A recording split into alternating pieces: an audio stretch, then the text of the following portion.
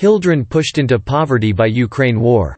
A report titled, "The Impact of the War in Ukraine and Subsequent Economic Downturn on Child Poverty in Eastern Europe," was recently released by UNICEF.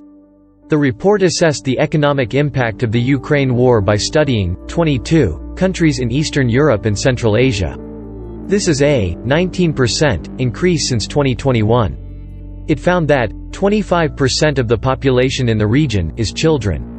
However, they account for nearly 40% of the additional 10.4 million people who are suffering from poverty in 2022. Russia has experienced the highest increase in children living in poverty, with 2.8 million more children currently living in BPL households.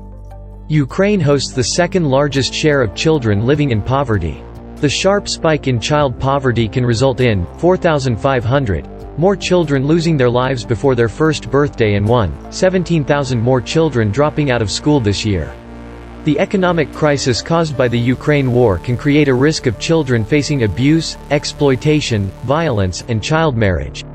Childhood poverty has long-term consequences, since 1 in 3 children born and raised in poverty live their adult lives in poverty, resulting in an intergenerational cycle of hardship and deprivation.